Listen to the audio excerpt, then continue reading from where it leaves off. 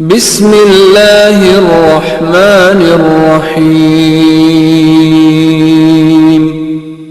اچھا، میرے ساتھ تو حسن یہ بھی ہے نا، میرے ساتھ تو احسان یہ بھی ہے کہ میرا شاید 30% مجمع سنی بھائیوں کا ہے، تو ان کا تو اپنا انداز ہے سوچنے کا۔ تو اب میں اگر ان سے وہ توقع رکھوں جو خاندانی مثال پرانا شیعہ جس انداز سے کرتا آیا ہے، تو یہ میری توقع بھی بھیجا ہے۔ تو آپ سب سے گزارش ہے کہ بات اگر منتقل ہو رہی ہو تو کم سے کم گردن ہلا دیجیے گا، تاکہ مجھے معلوم ہو میری بات منتقل ہو رہی ہے۔ ایک صلوات اور محمد و آل محمد۔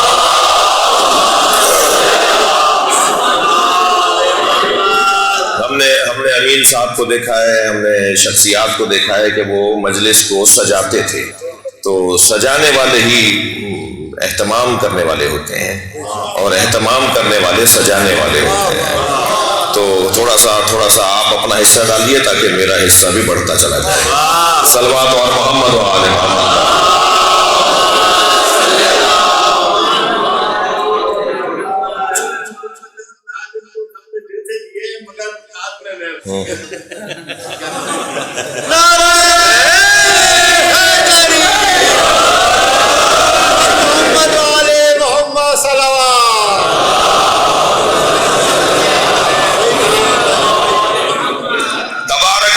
تبارک الذی بیدہ الملک۔ ایک اور صلوات۔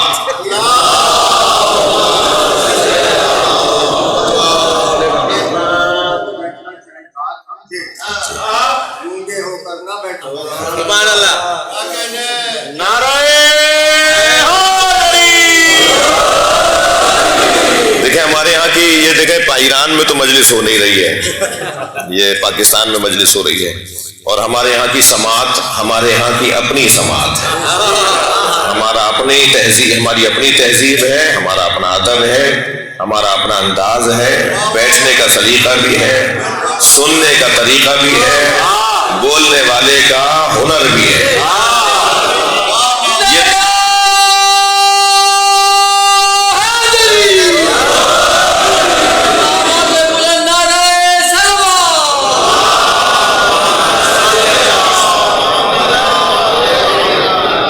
اچھا، میں تو ظاہر ہے میرا اپنا شہر ہے نا، میں اگر اتنا بھی آپ سے نہیں کہہ سکوں گا تو، اور اس پہ اگر کوئی ناراض ہو جائے تو پھر میرا کہاں ہے؟ تو میرا اپنا ہونا، میں آپ کا ہوں، آپ میرے، میں آپ ہی میں سے ہوں، تو اتنا تو ان بچوں کو سمجھانے کا حق رکھتا ہوں نا۔ تو پھر پلٹیے ذرا آیت کے ترجمے کی طرف۔ اچھا، میں جلدی میں نہیں ہوں آج، میں جلدی میں نہیں ہوں، لہٰذا آپ ذرا تسلی سے سنیے گا۔ تبارک الذی بیدہ الملک، بابرکت ہے وہ ذات جس کے ہاتھ میں ملک ہے، وَهُوَ عَلَىٰ كُلِّ شَيْءٍ قَدِيرٌ، اور وہ ہے کہ جس کے ہاتھ میں ملک ہونے کے بعد وہ ہر شے پر قادر بھی ہے، وہ ہر شے پر قادر ہے۔ اب اس کے مالک اور قادر ہونے کی دلیل یہ ہے کہ الذی خلق الموت والحیات، وہ مالک ملک، وہ ہر شے پر قدرت رکھنے والا، اس کی دلیل مالکیت اور قادریت یہ ہے کہ وہ خالق موت و حیات ہے۔ الذی خلق الموت والحیات لیبلوکم، تاکہ تمہیں آزمائے، تاکہ تمہیں پرکھے، تاکہ تمہیں تولے، تاکہ تمہیں جانچے، تاکہ تمہیں دیکھے کہ تم میں سے کون ہے جو بہتر سے بہتر عمل انجام دے۔ بڑی نائب، سارا مسئلہ ہی بہتر عمل کا ہے، یعنی اللہ ہماری دوڑ، ہمارا مقابلہ کروانا چاہتا ہے، بہتر عمل کا مقابلہ۔ مقابلہ ہو بھی تو کس چیز میں ہو؟ مقابلہ ہو تو بہتر عمل میں ہو۔ اگر میرا بھائی 5 وقتہ نمازی ہے تو میں نماز شب بھی پڑھوں گا، تو یہ ہے بہتر عمل کا مقابلہ۔ صلوات پڑھیں ذرا محمد و آل محمد۔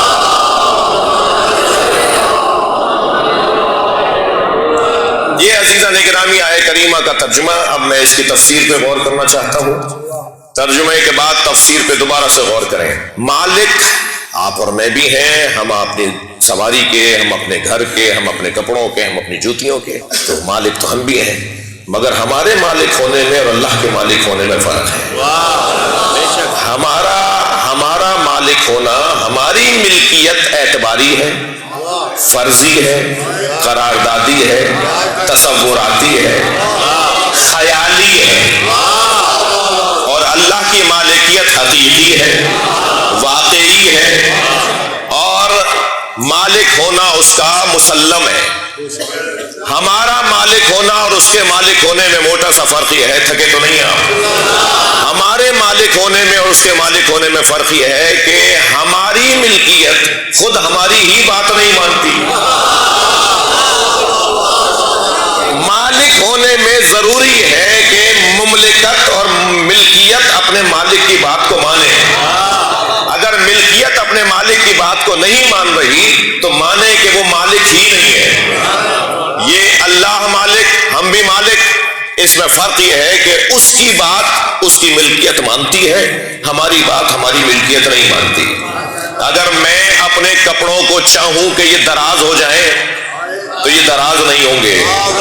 میں اگر اپنے کپڑوں کو چاہوں کہ یہ کوتا ہو جائے، بھائی ممبر کی اپنی زبان ہے، تو یہ چھوٹے نہیں ہوں گے، یہ کوتا نہیں ہوں گے.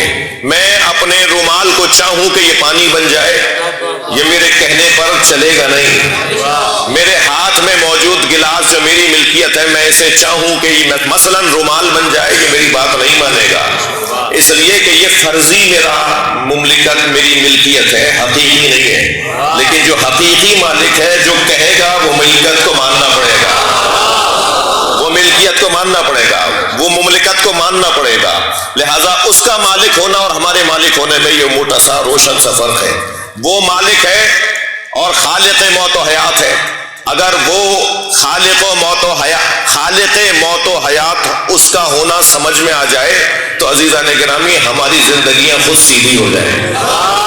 ہماری زندگیوں کا آغاز ہے ہماری حیات کے عنوان کے ساتھ، ہماری زندگیوں کا اختتام ہے ہماری موت کے عنوان کے ساتھ. جب ہمارا آغاز بھی اس کے ہاتھ میں، ہمارا انجام بھی اس کے ہاتھ میں، تو درمیانہ دورانیہ ہم اس کے حوالے کیوں نہیں کر دیتے؟ اگر درمیانہ دورانیہ اگر ہم اس کے حوالے کر دیں تو پھر ہے اس کو مالک حقیقی ماننے کا صحیح مفہوم. اچھا یہ ذہن میں رہے کہ جو 90 سال کا ہو کر مرا ہے نا، وہ بھی کہتا ہے کہ کل ہی تو میری شادی ہوئی تھی، یہ میرا بچہ کل ہی تو دنیا میں آیا تھا. یہ کل ہی کی تو بات ہے جو میں اسکول میں داخل کیا گیا تھا اور مثلا میں نے اسکول پاس کیا تھا. میری اور آپ کی کیا بات، 90 اور 100 سال والوں کی کیا بات، جب 2500 سالہ زندگی گزارنے والے حضرت نوح یہ کہیں کہ میں تو اتنے ہی عرصے زندہ رہا ہوں جتنا دھوپ میں سے سائے میں آیا ہوں. تو یہ ہے زندگی کہ انتہائی مختصر ہے اور کل کی سی بات ہے. جب کل کی سی بات ہے اور انتہائی مختصر ہے تو پھر ہم اپنی زندگی اس کے حوالے کیوں نہیں کر دیتے کہ جس کے ساتھ یہ لفظ نہیں جڑا ہوا کہ کل کی سی بات ہے، اس کا ازلی ہونا، اس کا ابدی ہونا، اس کا ہمیشگی ہونا، اس کا ہمیشہ رہنے والا ہونا. تو اگر ہم اس کو اپنے آپ کو اس میں ضم کر دیں تو پھر ہم ختم نہیں ہو پائیں گے، ہم مرنے نہیں پائیں گے. اگر آمادہ ہے تو میں اپنے اس مفہوم کو ایک لفظ میں اپنے انداز میں اس طرح سے پیش کروں: ذوبوا فی علی کما ہوا غاب فی اللہ. علی میں ایسے گم ہو جاؤ جیسے علی اللہ میں گم ہو.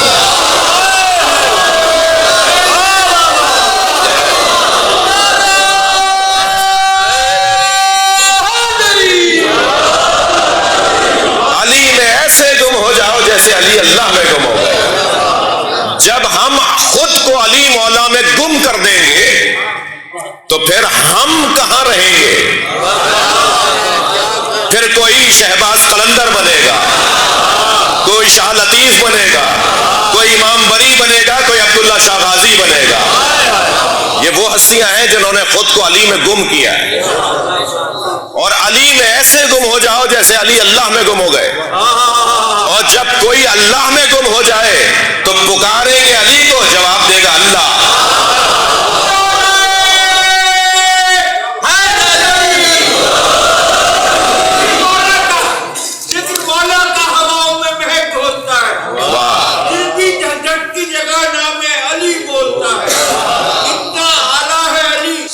بتانے کے لیے وہ علی کے لیے دیوار میں درد ہوتا ہے. دقت فرمائی آپ. ہم باقی اگر رہنا چاہتے ہیں تو باقی میں ضم ہونا ہوگا. اللہ کے علاوہ باقی کوئی نہیں ہے. اگر ہم باقی رہنا چاہتے ہیں تو ہمیں باقی میں ضم ہونا ہوگا. جس نے خود کو اللہ میں گم کر دیا وہ 40 جگہ نہیں، جہاں پکارا جاتا ہے وہاں آتا ہے. صلوات پڑھیں محمد و آل محمد.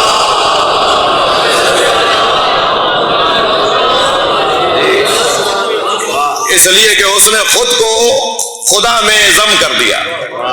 میں اس بات کو کسی ایک بچے کے ذہن میں بھی الجھن کا سبب نہیں قرار دینا چاہتا جو میں نے اب تک بات کی ہے. میں ایک ظرف فروش کے دکے پر گیا، دکان پر گیا. میں نے کہا مجھے 6 گلاس دے دو، 1 جگ دے دو. اس نے سامنے والی میز پر 6 گلاس رکھ دیے اور 1 جگ رکھ دیا. میں نے 1 گلاس اٹھا کر کہا یہ چھوٹا ہے. دکاندار کہنے لگا یہ سب کی طرح انہی کی طرح انہی جیسا ہے. میں نے کہا نہیں یہ چھوٹا ہے. اس نے کہا نہیں یہ ان کی طرح کا برابر کا ہے. سوچا میں نے کہ اس کے ساتھ بحث کروں یا مسئلے کا حل نکالوں. تو میں نے وہ چھوٹا گلاس 1 گلاس کے اندر ڈال دیا اور میں نے کہا دیکھو اگر یہ چھوٹا نہ ہوتا تو اس میں نہ جاتا. اس گلاس میں جانا بتا رہا ہے کہ جو لے رہا ہے وہ بڑا ہے اور جو اس میں ضم ہو رہا ہے وہ چھوٹا ہے. جب میں کہہ رہا ہوں کہ خود کو علی میں ضم کر دو جیسے علی نے اللہ میں ضم کر دیا تو اللہ اکبر ہونا تو سمجھ میں آتا ہے. صلوات پڑھیں محمد و آل محمد. اللہ اکبر کا مفہوم روشن ہے. عزیزو وہ جس نے موت اور حیات کو خلق کیا اس لیے کہ لِيَبْلُوَكُمْ أَيُّكُمْ أَحْسَنُ عَمَلًا، تاکہ وہ آزمائے تمہیں کہ تم میں سے کون بہتر سے بہتر عمل انجام دینے والا ہے. بہتر سے بہتر عمل، احسن عمل کہیں، خیر العمل کہیں. بھائی لفظ بدل کر اللہ نے، میں نے نہیں، خود قرآن میں خود اللہ نے لفظ بدل کے سمجھایا ہے نا. مربی کا تو کام ہے لفظ بدل کر، لہجہ بدل کر، انداز بدل کے سمجھانا. یہ لفظ سمجھ میں نہیں آیا مجھے تو وہ لفظ سمجھ میں آ جائے گا، وہ لفظ سمجھ میں نہیں آیا تو یہ لفظ سمجھ میں آ جائے گا. کون کہتا ہے کہ نبی نے صرف غدیر میں مولا علی کا اعلان کیا؟ مولا کی ولایت کا صرف غدیر میں اعلان کیا. نبی نے تو اپنی ساری زندگی میں لفظ بدل کے علی سمجھایا. کبھی ایسا نہیں ہوا کہ مولا نبی نے مولا علی نہ سمجھائے ہو. بلکہ اگر مجھ طالب علم سے کوئی پوچھے، مولانا سے دعا لینا چاہتا ہوں، مجھ طالب علم سے اگر کوئی پوچھے کہ بتائیے نبی کی 63 برس کی زندگی میں سرکار نے کیا پیغام پہنچایا، آپ نے کیا سمجھا کہ نبی نے کیا سمجھایا، تو میں طالب علم یہ کہوں گا کہ نبی نے 63 برس کی نبوی زندگی میں یا اللہ سمجھایا یا علی سمجھایا. صلوات پڑھیں محمد و آل محمد.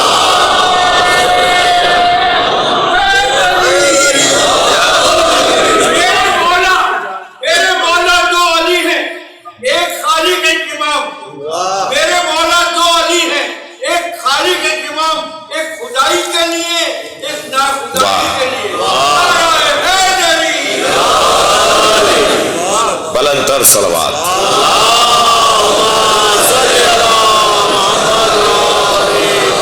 الذی خلق الموت والحیات، کیوں؟ لِيَبْلُوَكُمْ أَيُّكُمْ أَحْسَنُ عَمَلًا، تاکہ وہ آزمائے تم میں سے کون بہتر سے بہتر عمل انجام دینے والا ہے. سب سے بہتر عمل کیا ہے جی؟ بہت سارے اعمال ہیں، مسلسل اعمال انسان انجام دے رہا ہے. کوئی ایک لمحہ، کوئی گھڑی نہیں ہے، کوئی ایک آن نہیں ہے، کوئی ایک لمحہ نہیں ہے جس میں انسان کوئی عمل انجام نہ دے رہا ہو. اور پھر وہ اگر سارے دن کے اعمال کے اوپر غور کرے کہ میں نے آج دن میں یہ 15 عمل انجام دیے ہیں، تو کسی کو کہے گا یہ اس سے زیادہ اچھا تھا، کسی کو کہے گا یہ اس سے کم تھا. تو یہ کیسے طے کریں؟ ہمیں تو بعض اوقات ہماری تو آنکھوں کے آگے حجاب ہیں، ہمارے سامنے تو بہت ساری چیزیں روشن نہیں ہیں. ہم کیسے طے کریں کہ کون سا عمل بہتر سے بہتر ہے؟ تو ہم اس الجھن میں پڑھ کر اپنا کہیں وقت ضائع نہ کر لیں. بہتر یہ ہے کہ انہی سے پوچھ لیں کہ جنہوں نے بہتر عمل انجام دینے کی دعوت دی ہے کہ بہتر عمل ہے کیا. لہذا غدیر کے میدان میں سرکار نے فرمایا آواز لگاؤ، جو آگے چلے گئے انہیں واپس بلاؤ، جو پیچھے رہ گئے ہیں ان کا انتظار کرو.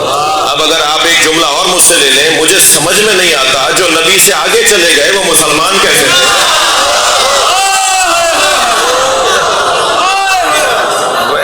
فرمایا جو آگے چلے گئے ہیں ان کو واپس بلاؤ، جو پیچھے رہ گئے ان کا انتظار کرو۔ تو حضرت سے پوچھا یا رسول اللہ کیا کہہ کر بلائیں؟ فرمایا آواز لگاؤ حی علی خیر العمل، بھائی جس جگہ علی کی ولایت کا اعلان ہو وہی عمل خیر عمل ہے۔ صلوات پڑھیں محمد و آل محمد۔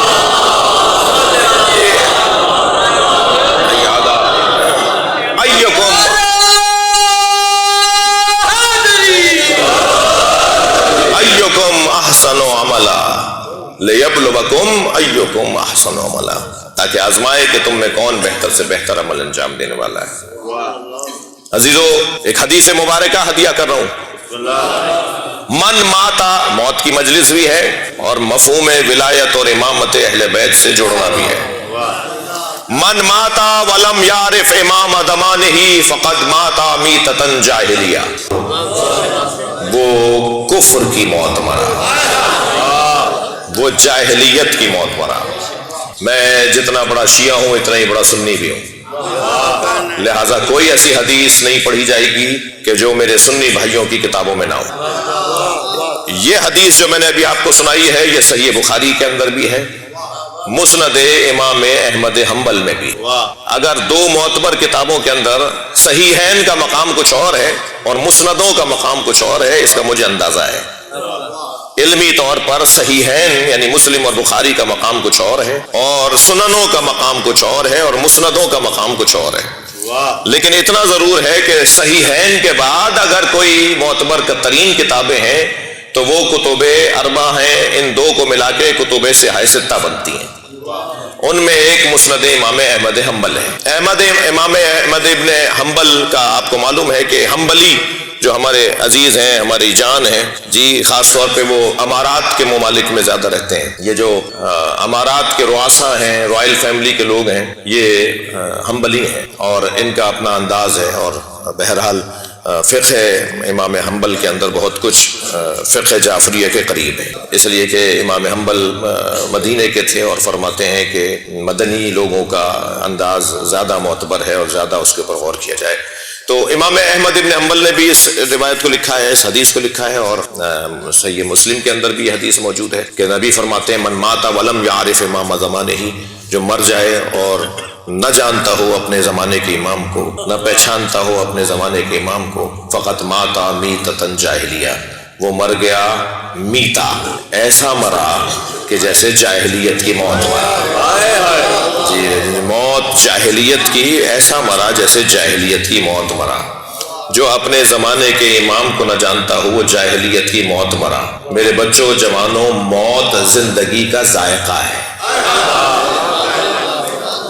موت زندگی کا خلاصہ ہے، موت زندگی کا ذائقہ ہے۔ ساری زندگی کیسے رہے یہ خود مجھے جب پتا چلے گا جب میں مروں گا۔ جی جب میری موت آئے گی، جب میں اپنے اوپر رکھ کر جب میری موت آئے گی تب مجھے پتا چلے گا کہ میں کیسے زندہ رہا۔ تو زندگی کا خلاصہ ہے موت، لہذا سارا زور اسلام کا اس بات پر ہے کہ موت اچھی کرو، کسی طرح تمہاری موت اچھی ہو جائے۔ زندگی گزارنے کے بارے میں اللہ زیادہ زور نہیں دے رہا، موت اچھی ہو جائے اللہ یہ غور کرنا اور حکم دینا چاہتا ہے۔ اور اعلان ہو رہا ہے کہ خبردار لا تموتن الا وانتم مسلمون، مر مت جانا مگر مرنا تو مسلمان مرنا۔ اس نے قرآن میں یہ نہیں کہا کہ مسلمان جینا، اس نے کہا مسلمان مرنا۔ جس کی موت محفوظ ہو جاتی ہے اس کی زندگی خود محفوظ ہو جاتی ہے۔ اصل تو موت کو محفوظ کرنا ہے، کیا کریں کہ موت محفوظ ہو جائے۔ تو یہ جو حدیث کہہ رہی ہے من ماتا ولم یعرف امام زمانہ فقط ماتا میتۃ جاہلیہ، جو مر جائے اور اسے اپنے زمانے کے امام کی معرفت نہ ہو گویا جاہلیت کی موت مرا ہے۔ جی میں ایک جملہ اور ہدیہ کروں، توحید، عدل، نبوت، قیامت، ان کے اصول دین ہونے پر تو سب کو یقین ہے نا۔ اگر اس لہجے میں نبی فرما رہے ہوں کوئی مر جائے اور اپنے زمانے کے امام کی معرفت نہ رکھتا ہو تو اب بھی سمجھانے کی ضرورت ہے کہ امامت اصول دین میں ہے۔ صلوات پڑھنے ذرا محمد و آل محمد۔ امامت اصول دین میں ہے. تبھی سرکار نے فرمایا کوئی مر جائے اور اپنے زمانے کے امام کی معرفت نہ رکھتا ہو تو وہ کفر کی موت مرا. نہیں کہہ رہے کہ جو اللہ کو نہ مانتا ہو وہ کفر کی موت مرا. مسلم ہے جو اللہ کو نہیں مانتا وہ کفر کی موت مرا. جو رسول کو نہیں مانتا مسلم ہے کہ وہ کفر کی موت مرا. نہ اس میں آپ کو کوئی مسئلہ نہ اس میں مجھے کوئی مسئلہ. مسئلہ تو آپ کو اس میں ہے تو جو امام کو نہ مانتا ہو وہ کفر کی موت مرا. مسئلہ تو آپ کو اس میں ہے کہ جو امام کو نہ مانتا ہو وہ کفر کی موت مرا. جو اپنے زمانے کے امام, اچھا اگر نہیں مانیں گے ہر زمانے میں ایک امام کو تو نہ ماننے والے بندگلی کے شکار ہیں. نہ ماننے والے ہر زمانے میں امام کو نہ ماننے والے بندگلی کا شکار ہیں. جی جب یہ حدیث ہمارے بھائیوں کی کتابوں میں ہے تو پھر میں اپنے آپ سے اپنے عزیز بھائیوں سے سوال کر رہا ہوں کہ اگر امام کی ولادت نہیں ہوئی تو اس زمانے میں آپ کا امام کون ہے؟ اور جب کوئی امام ہی نہیں ہے اور کوئی مر رہا ہے تو وہ کفر کی موت مر رہا ہے یا نہیں مر رہا؟ ہر زمانے میں جب یہ حدیث یہ کہہ رہی ہے کہ اپنے زمانے کے امام کی معرفت حاصل کرنا اسلام کے لیے دین کے لیے ضروری ہے تو پھر جس نے یہ نظام بنایا ہے اس نے ہر زمانے میں امام کو رکھا کیوں نہیں؟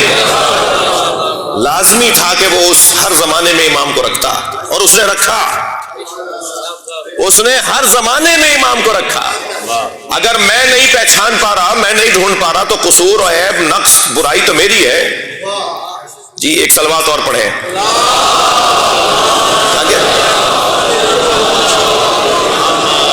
میں اس حدیث سے کس استفادہ چاہ رہا ہوں؟ من ماتا ولم یعرف امام زمانہ فقط ماتا میتۃ جاہلیہ. جو مر جائے اور اپنے زمانے کے امام کی معرفت نہ رکھتا ہو وہ کفر کی موت مرا. وہ کفر کی موت مرا. جتنا دم توحید میں ہے, جو اللہ کو نہ مانے کافر, جو رسول اللہ کو نہ مانے کافر, تو پھر جو علی کو نہ مانے, جو اپنے زمانے کے امام کو نہ مانے. یہ حدیث کیا کہہ رہی ہے بھائی؟ میں سمجھنا چاہ رہا ہوں, حدیث مبارکہ سے استفادہ کرنا چاہ رہا ہوں. حدیث کیا کہہ رہی ہے؟ جو مر جائے اور اپنے زمانے کے امام کی معرفت نہ رکھتا ہو وہ کفر کی موت مرا. من ماتا ولم یعرف امام زمانہ فقط ماتا میتۃ جاہلیہ. من ماتا بغیر وصیت ہی فقط ماتا میتۃ جاہلیہ. جو مر گیا اور اس نے وصیت نہیں کی وہ کفر کی موت مرا, وہ جاہلیت کی موت مرا. ہونا حق ہے آپ کا کہ بھئی مولانا کہاں سے حدیث لے آئے. جی ابھی تو ہم امامت کے مفہوم میں بات متفق تھے, یہ حدیث کہاں سے آ گئی کہ جو بغیر وصیت کے مر جائے وہ جاہلیت کی موت مرا. اچھا آپ نے مضمون کو اور روشن کروں. لا صلاۃ الا بفاتحۃ الکتاب. خیر پورے بھائی ہے, علمی مجلسوں کا مرکز ہے. لا صلاۃ الا بفاتحۃ الکتاب. نماز ہے ہی نہیں جب تک کہ نماز میں سورہ فاتحہ نہ پڑھی جائے.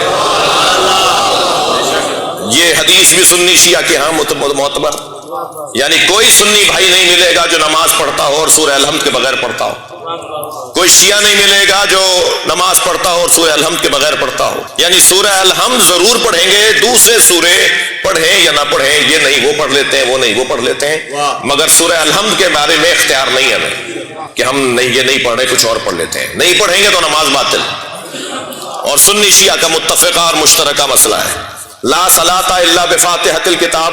نماز ہے ہی نہیں, نماز باطل ہے مگر یہ کہ اس میں سورہ فاتحہ کی تلاوت کی جائے. یہ حدیث آپ نے سن لی. اب ایک اور حدیث سن لیجئے. لا صلاۃ لجار المسجد الا فی مسجد. مسجد کے پڑوسیوں کی نماز باطل ہے مگر نماز ہے تو وہ مسجد میں ہے. اچھا مجھے لگ رہا ہے دور والوں نے داد دی ہے. جی لا صلاۃ لجار المسجد الا فی مسجد. نماز ہے ہی نہیں, پڑوسی مسجد کے پڑوسی کی نماز نہیں ہے مگر ہے تو وہ مسجد میں ہے. لے بھائی مولانا نے تو مشکل میں ڈال دیا. یعنی جو گھروں میں نماز پڑھتے ہیں وہ آج تھوڑا سا سنبھل کے بیٹھے ہیں. اور پھر مجھے پتا ہے کہ اب کہیں گے مولانا آپ اترے تو صحیح ممبر سے, ابھی بات کرتے ہیں ہم, آپ کو بھی ہم جانتے ہیں جی, آپ کو بھی جانتے ہیں, آپ ہر مہینے ایک دفعہ 2 دفعہ تو خیر پور آتے ہیں, ہم بھی دیکھتے ہیں کہ آپ اپنے گھر میں ہی نماز پڑھتے ہیں.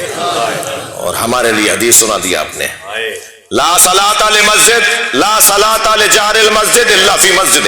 مسجد کے پڑوسی کی نماز نہیں ہے مگر ہے تو وہ مسجد میں ہے. مسجد کے سے ہٹ کر گھر میں وہ نماز پڑھے گا, حدیث کہہ رہی ہے اس کی نماز ہی نہیں ہے. اچھا اب آپ کو 2 حدیثیں سامنے آ گئی.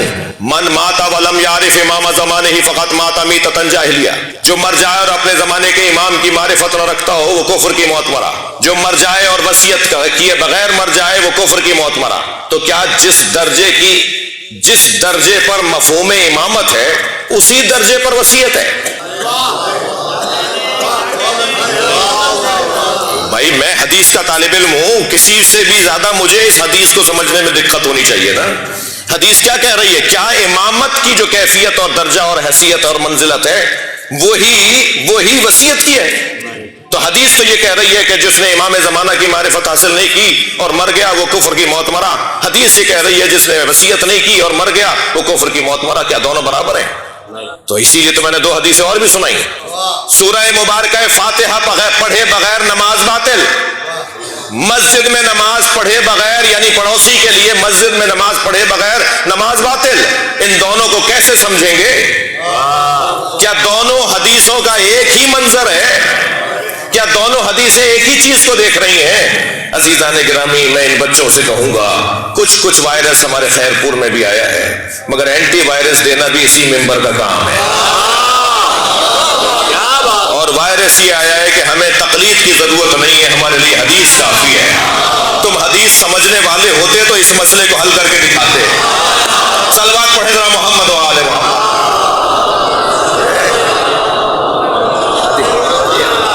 حدیث سمجھنا اگر ہر ایک کے بس کی بات ہوتا, اگر حدیث کو سمجھ لینا ہر ایک کے بس کی بات ہوتا تو بھائیوں سارے مدرسے بند ہو جانے چاہیے تھے, ساری تحقیقی ادارے بند ہو جانے چاہیے تھے. ہمیں دیکھنا ہوگا کہ حدیث سمجھنے کی صلاحیت کس میں ہے. بس جو حدیث سمجھنے کی صلاحیت رکھتا ہے اسی کو مجتہد کہا جاتا ہے. صلوات پڑھے محمد و آل محمد.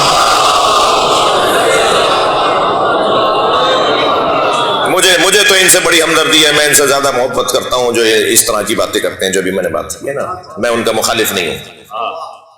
میں ان کا مخالف نہیں ہوں کہ جو تقلید کے خلاف بات کر رہے ہوتے ہیں. مجھے ان سے ذرا پیار بڑھ جاتا ہے کہ ان سے ملاقات تو کرو, ان سے بیٹھ کر بات تو ہو, ان سے کوئی جا کے پوچھے تو صحیح کہ بھائی تم اتنے بڑے حضرت کب سے ہو گئے, ہمیں بھی کچھ سکھا دو, ہمیں بھی کچھ پڑھا دو. صلوات پڑھنے ذرا محمد و آل محمد.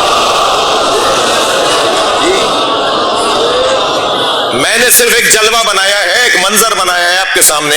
یہ تو ایک مثال ہے بھائی, ہر باب میں اس طرح کی 10 مثالیں 20 مثالیں ہیں کہ ایک حدیث دوسری حدیث سے جا کے ٹکرا رہی ہے. طالب علم انکار کرنے والا نہیں ہوتا.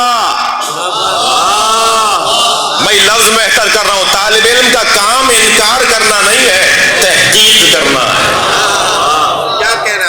اور یاد رہے میرے بچوں جوانوں, تحقیر اور ہے, تحقیق اور ہے. اپنا مزاج تحقیقی بناؤ, اپنے مزاج کو تحقیقی بناؤ, تحقیری نہ بناؤ. صلوات پڑھنے ذرا محمد و آل محمد. بھائی بات سنے بغیر کوئی ہاتھے میں سے اٹھ کے اگر جا بھی رہا ہے تو کہیں وہ کھڑا ہو کے پوری بات سن لے. میں نتیجہ نہیں دوں گا تو پھر فائدہ کیا ہوا. جب میں دعویٰ کر رہا ہوں کہ اس دونوں حدیثوں کو سمجھنا ہے تو سمجھنا ہے نا. ایک حدیث کہہ رہی ہے کہ جو اپنے زمانے کے امام کو نہ پہچانے اور مر جائے وہ کفر کی موت مرا. ایک حدیث کہہ رہی ہے جس نے وصیت نہ کی اور مر جائے تو وہ کفر کی موت مرا. ایک حدیث کہہ رہی ہے کہ سورہ فاتحہ کے بغیر نماز باطل. ایک حدیث کہہ رہی ہے مسجد میں نماز پڑھے بغیر نماز باطل. دونوں کو کیسے سمجھیں گے؟ وہ حدیث جو کہہ رہی ہے کہ امام کی معرفت کے بغیر مرنے والا کفر کی موت مرا, یہ نفی حقیقت ہے, نفی وجود ہے. اور جو حدیث کہہ رہی ہے کہ جو بغیر وصیت کے مرا وہ کفر کی موت مرا, یہ نفی کمال ہے. نفی حقیقت اور ہے، نفی کمال اور ہے. یعنی امام کے بغیر تو تم حقیقتاً ہی کافر ہو، اور مسجد میں نماز وصیت کیے بغیر مرنے والے کا کمال یہ ہوتا کہ وہ وصیت کر کے جاتا تو با کمال مسلمان کہلاتا. ایک نفی حقیقت کو پہنچا رہی ہے. بھائی بڑے عادی ہے نا ہمارے خیرپور کا یہ ممبر، یہ مزاج فلسفہ اور منطق بیان کرنے کا عادی ہے نا، تو کوئی گردن ہلاتے رہیے. ایک نفی حقیقت کو بیان کر رہی ہے، وجود ہی اس کا مٹ جائے گا جو امام کو نہ مانتا ہو. لیکن جو وصیت کیے بغیر مر رہا ہے وہ وجوداً مسلمان ہے، کمالاً مسلمان نہیں ہے. با کمال مسلمان وہ ہوتا جو وصیت کر کے مرتا. صلوات پڑھے محمد و آل محمد.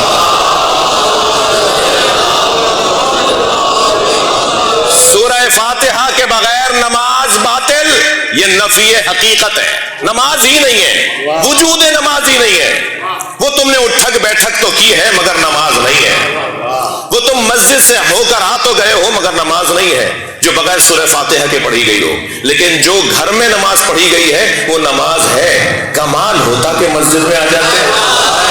صلوات پڑھ لیں محمد و آل محمد. ایک وجود کا انکار کر رہی ہے حدیث اور ایک کمال کا انکار کر رہی ہے حدیث. اچھا اگر کوئی اس سے ہٹ کر نتیجہ دینا چاہتا ہے تو میں طالب علم ہوں، آگے سنائے. یہ جو نتیجہ ہم نے دیا ہے یہ فقہا نے نتیجہ دیا ہے، میں تو فقہا سے پڑھ کر سن کر آپ کو سنا رہا ہوں. اگر اس سے ہٹ کر کوئی نتیجہ ہے تو طالب علمانہ ماحول ہے، کوئی آ کے بتائے. ایک وجود کا انکار کر رہی ہے حدیث، ایک کمال کا انکار کر رہی ہے. جہاں امام کے بغیر مرنے والے کا تصور ہے اس کا وجود ہی اسلام سے خارج ہے، اور جو وصیت کے بغیر مرنے والا ہے اس کا کمال، اس کا جمال، اس کا حسن اسلام سے ہٹ کر ہے. کیا ہی ہو جائے کہ وصیت کر کے کوئی مرے. مرنے والے تو بہت ہیں مگر اگر کوئی خیر چھوڑ کر جائے تو وصیت تو کرے. کتب علیکم اذا حضر احدکم الموت ان ترک خیرا الوصیہ. تم پر واجب قرار دیا گیا ہے کہ اگر تم میں سے کسی کو موت نظر آئے اور وہ خیر چھوڑ کر جا رہا ہو تو وہ وصیت کرے. یہ قرآن سورہ بقرہ ہے. جیسے کتب علیکم الصیام ہے ایسے ہی کتب علیکم اذا حضر احدکم الموت ان ترک خیرا الوصیہ. اگر تم میں سے کوئی دیکھے کہ موت سامنے آ گئی ہے اور وہ خیر چھوڑ کر جا رہا ہو تو اس پر لازم ہے کہ وہ وصیت کرے. یہ مجھے اور آپ کو سمجھانے کے لیے اللہ نے آیت نازل کی ہے اور ہمیں سنانے کے لیے پیغمبر کو بھیجا ہے. یعنی نبی ہمیں تو یہ پڑھا کر گئے کہ خیر چھوڑ کر جاؤ تو وصیت کرو. ہمارا سوال عالم اسلام سے یہ ہے کہ مصطفیٰ جو خیر چھوڑ کر گئے تو اس خیر کی وصیت کیا کرنے گئے؟ اس خیر کی وصیت کو ولایت علی کا. صلوات پڑھیں محمد و آل محمد.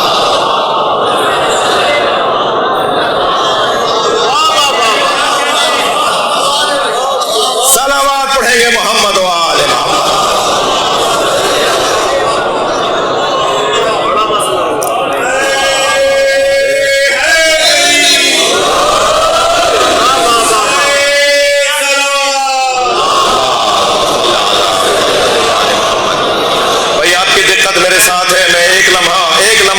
چاہوں گا اگر آپ کوئی کتاب چھوڑ کر جائیں تو بتا کے جائیں کہ یہ کس کو دینی ہے. جو حضرت آدم سے لے کر حضرت عیسیٰ تک کا سرمایہ چھوڑ کے جا رہا ہے اس کو بتانا لازمی نہیں ہے کہ وہ بتائے کہ اسے سنبھالے گا کون. ایک مالی اگر چند پودوں کو چھوڑ کر جائے تو 2 دن کے لیے بھی اگر باغیچہ چھوڑ کر جائے تو کسی کو چھوڑے کہ پانی دیتے رہنا، جانوروں سے بچاتے رہنا، جانوروں سے بچاتے رہنا، کیڑے مکوڑوں سے بچاتے رہنا. بھائی مجلسی سماعت رکھنے والے لوگوں کے سامنے بات کر رہا ہوں. مالی اگر 2 دن کے لیے باغیچہ چھوڑ کر جائے تو وہ پھولوں کے لیے وصیت کرے. پیغمبر کرم قرآن چھوڑ کے جا رہے ہیں. چھوڑ کر جا رہے ہیں، محنتیں چھوڑ کر جا رہے ہیں، کس کے حوالے کر کے گئے ہیں؟ تم یہ بتا دو کہ پیغمبر نے کسی کے حوالے کیا یا ہم بتانے کو بیٹھے ہیں؟ یہ غدیر میں اعلان ولایت در حقیقت نبی کی وصیت ہے۔ صلوات پڑھیں محمد و آل محمد۔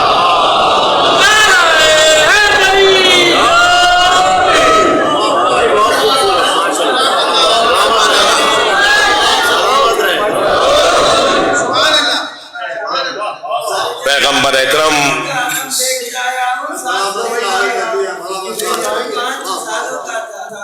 صلوات پڑھ لیں گے محمد و آل محمد۔ میرے اس بچے کی شفا کے لیے بلند تر صلوات۔ بھائی آپ صلوات پڑھ لیں نا، محمد و آل محمد۔ توجہ کر لی آپ نے؟ جی جی، یہ ایک عقلی مسئلہ ہے جس کی طرف میں نے آپ کی توجہ دلائی، اور آپ نے جو میری توجہ دلانے پہ واہ بولا ہے یہ عقیدہ آپ کا پہلے سے تھا۔ آپ کو دلیل ملی ہے تو آپ نے واہ بول دیا۔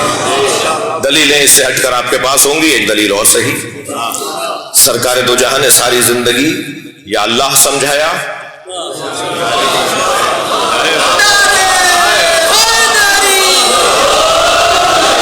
یا علی سمجھایا۔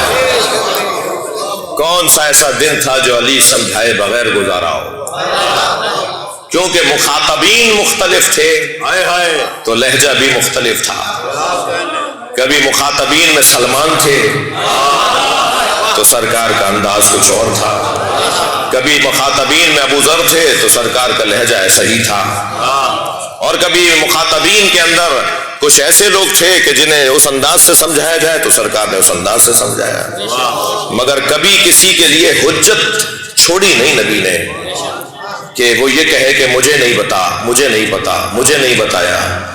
جس اہتمام کے ساتھ سرکار نے مولا علی کی ولایت پہنچائی ہے وہی اہتمام ہے جس اہتمام کے ساتھ اللہ کی توحید پہنچائی ہے۔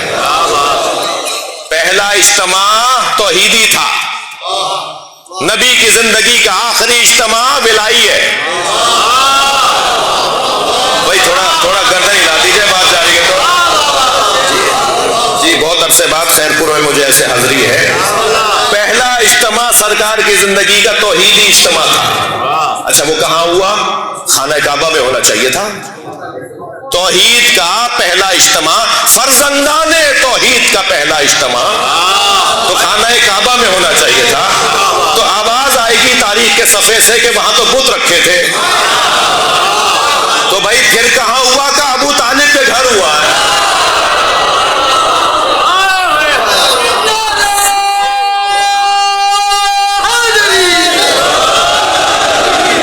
توحید کا پہلا اجتماع حضرت ابو طالب کے گھر ہوا ہے، اور سب سے آخری اجتماع سرکار کی زندگی کا وہ غدیر کے میدان میں ہوا ہے۔ انتظام وہاں بھی کیا گیا، انتظام یہاں بھی کیا گیا، شر وہاں بھی پہنچایا گیا، شر یہاں بھی پہنچایا گیا۔ بھائی اگر تھکے نہیں ہیں تو میں ایک مفہوم پیش کرنا چاہ رہا ہوں۔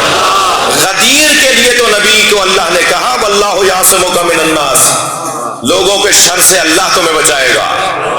تو غدیر میں شر ہوا، اعتراض ہوا کہ یہ آپ نے اپنے بھائی کا جو اعلان کر دیا اپنی طرف سے کیا ہے یا اللہ کی طرف سے کیا ہے؟ خود اعتراض ہونا ہی نبی کے سامنے شر نہیں ہے تو کیا ہے؟ بھائی جو نبی کو نبی پر اعتراض اٹھا دے اس سے بڑھ کر شر کون سا ہوگا؟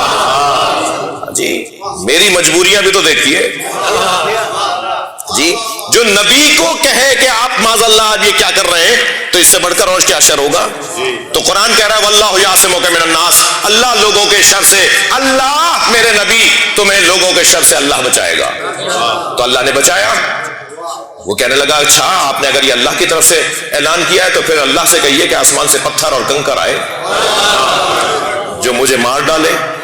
بغض علی کا بیمار عذاب ہی مانگتا ہے۔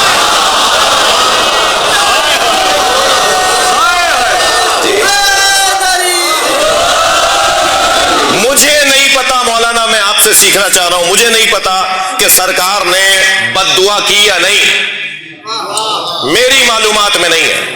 میرا مطالعہ نہیں ہے. وہ کہہ رہا تھا کہ اللہ سے کہیے عذاب آ جائے, نبی نے نہیں کہا. رحمت للعالمین عذاب نہیں مانگتا.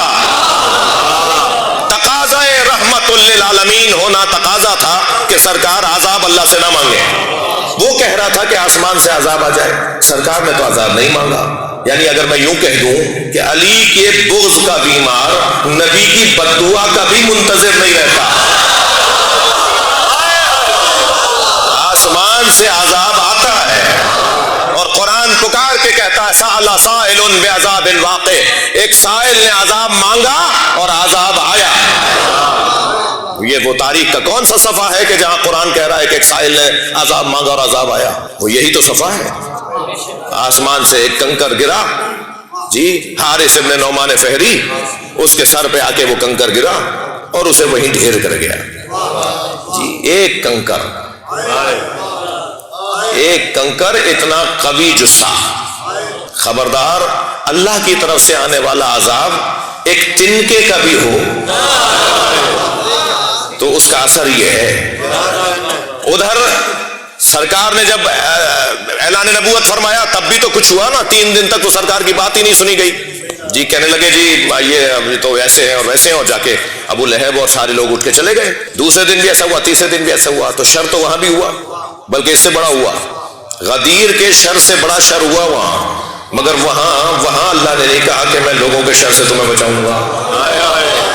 دعوت ذوالعشیرہ میں وانذر عشیرتک الاقربین والی آیت میں اللہ نے نہیں کہا کہ آپ یہ کام کریں اور اللہ لوگوں کے شر سے آپ کو بچائے گا. غدیر میں اللہ نے کہا یہ کام کریں اور لوگوں کے شر سے اللہ بچائے گا. کیوں غدیر میں اللہ لوگوں کے شر سے بچائے گا, اور کیوں دعوت ذوالعشیرہ میں شر ہوگا تب بھی اللہ نہیں کہہ رہا کہ میں بچاؤں گا؟ اس لیے کہ وہاں بچانے کے لیے ابو طالب موجود ہے, جس کا کام اللہ اپنا کام بنا دے تم اس کا کلمہ ڈھونڈتے ہو. صلوات پڑھیں محمد و آل محمد.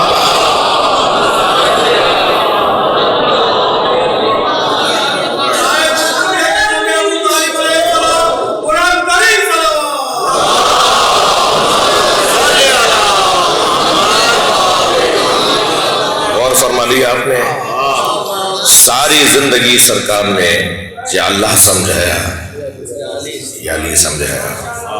کوئی ایک دن ایسا نہیں گزرا, میں اپنے مضمون کو منزل دے رہا ہوں, کوئی دن ایسا نہیں گزرا جس دن مولا علی کی ولایت, مولا علی کی محبت, مولا علی کی الفت لوگوں کے دلوں میں ڈالنے کا انتظام نہ کیا. مخاطبین مختلف تھے تو لہجہ بدلا رہا. جس کو جس انداز سے سمجھا سکتے تھے حضرت نے سمجھایا.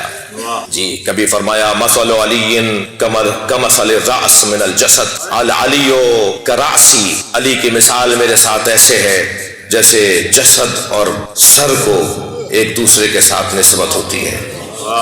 اور فرمایا علی میرا سر ہے, میں علی کا جسد ہوں. تھوڑا تو غور کرے گا نا کوئی, آج نہیں کل تو غور کرے گا نا کہ انسان کا جسد اس کے سر سے پہچانا جاتا ہے. جی سر نہ ہو تو جسد نہیں پہچانا جاتا. علی میرا جسد, علی میرا سر, میں علی کا جسد. کبھی فرمایا مثل علی کمثل الرز من القمیص. جی اب جیسا مخاطب تھا حدیث کا انکار نہیں کروں گا میں. علی کی مثال میرے ساتھ ایسے ہے جیسے قمیص میں بٹن. اب جو معیار تھا سامنے والے کا, تو یہ اعتراض تو سننے والا آج 1400 سال بعد والا اعتراض کیسے کر سکتا ہے کہ یہ کیا مثال ہے جیسے بٹن اور قمیص. آپ ذرا 2 کا بٹن کھول کے, 4 بٹن کھول کے ذرا گلی میں, اپنی گلی میں تو گھوم کے آ جائیے. جی کچھ نہیں, اس گلی کے بچے ضرور کہیں گے آج ان کی طبیعت خراب ہے. جی اگر کوئی بڑے گریبان کے بٹن کھول کے اپنی گلی میں گھوم کر آ جائے تو اس کی عقل پر شک کیا جاتا ہے. سرکار فرما رہے ہیں علی میرے ساتھ ایسے ہے جیسے قمیص میں بٹن ہے. اگر میری فہم و فراست کے چرچے ہوں گے تو علی کی وجہ سے ہوں گے. یہ ایک جلوہ ہے, یہ ایک انداز ہے. فرمایا مثل علی کمثل الکعبہ. تھک گیا آپ. علی کی مثال ایسی ہے جیسے خانہ کعبہ کی. یدور ولا یدار, کعبہ کہیں چکر کاٹنے نہیں جاتا, کعبے کے گرد سب چکر کاٹنے آتے ہیں. صلوات پڑھیں محمد و آل محمد.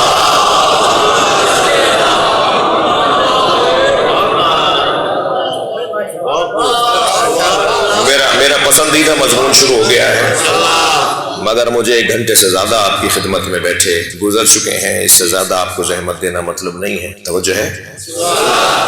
ساری زندگی علی اور اولاد علی کو نبی سمجھا۔ نانا سارے بچوں کی سواریاں ہیں، فرمایا حسنین تمہاری سواری میں ہوں۔ ایک بچے کو ایک شانے پہ بٹھا لیا، دوسرے شہزادے کو دوسرے شانے پہ بٹھا لیا، فرمایا نانا وہ جن کی سواریاں ہیں ان کی باغیں بھی ہیں، ان سواریوں کی باغیں لگامیں بھی ہیں۔ آپ نے اپنی دونوں زلفوں کو 2 حصوں میں بانٹا، اپنی زلفوں کو 2 حصوں میں بانٹا، ایک طرف کی زلفیں امام حسن کے ہاتھ میں دے دی، ایک طرف کی زلفیں امام حسین کے ہاتھ میں دے دی۔ پھر فرمایا نانا وہ ان کی سواریاں تو آوازیں بھی نکال رہی ہیں۔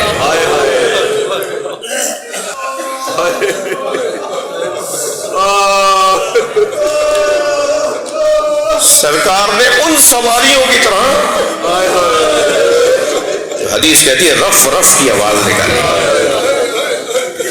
حسنین تمہاری سواری کی بھی آواز ہے، اجرکم اللہ۔ میدان مباہلہ تھا نا، جناب زہرا مولا علی گئے جاتے، لیکن یہ بچوں کو گود میں لے گئے، امام حسین کو گود میں لے لیا، امام حسن کو انگلی پکڑا دی، چھوٹے چھوٹے شہزادے۔ اور یاد رہے کہ جب کسی بچے کو آپ گود میں اٹھاتے ہیں تو ایک چیز، ایک منظر، ایک کیفیت ہوتی ہے کہ اس بچے کا چہرہ اور آپ کا چہرہ برابر آ جاتا ہے۔ اسے اگر آپ اتار دیں گے نا زمین پر تو اس کا چہرہ اور آپ کا چہرہ برابر نہیں آئے گا۔ اگر اس بچے کا چہرہ اور اپنا چہرہ برابر لانا ہے تو اسے گود میں اٹھانا ہوگا۔ نبی تو فرما رہے تھے نا حسین و منی وانا من حسین، اب حسین اور نبی اور حسین تو گود میں اٹھا لیا، آغوش میں اٹھا لیا، تاکہ حسین کا چہرہ نبی کے چہرے کے ساتھ آ جائے۔ اور یاد رہے کہ جو چہرہ نبی کے چہرے کے ساتھ ہے اس چہرے کو کاٹ کے نیزے پہ نہیں اٹھایا جائے۔ اجرکم اللہ، اجرکم اللہ۔ خدا کسی غم میں نہ رلائے سوائے غم اہل بیت میں رونے رلانے والوں میں قرار دے۔ بہت دیر لگائی میں نے آپ کو مصائب تک لانے میں، عزادارو چلیے کچھ دیر کے لیے کربلا چلیے۔ ایک جوان سال بیٹے کی مجلس ترحیم ہے، ماں باپ کے لیے، بہن بھائیوں کے لیے، چچا تایاؤں کے لیے، اس خانوادے کے لیے بہت سخت ہے کہ ایسا اچھا پیارا جوان ایسے دنیا سے چلا جائے، لیکن ہمارے لاکھوں جوان مولا علی اکبر کی جوتیوں پہ قربان، حضرت علی اکبر کی پیروں سے اٹھنے والی خاک پہ قربان، وہ جوان جسے بھیجتے ہوئے حسین آہ بھر کے کہہ رہے ہوں اللہم اشہد علی ہؤلاء القوم، یا اللہ اب تو گواہ بن جا، میں اب اسے بھیج رہا ہوں من تشبہ برسول، جو تیرے رسول سے مشابہ ہے، خلقا و خلقا و منطقا، اس کا چہرہ بھی تیرے نبی جیسا ہے، اس کا لہجہ بھی تیرے نبی جیسا ہے، اس کے اخلاقیات بھی تیرے نبی جیسے ہیں۔ یہ کہہ کر جناب علی اکبر کو آواز دی تقدم ولدی، اے میرے لال جاؤ علی اکبر جاؤ۔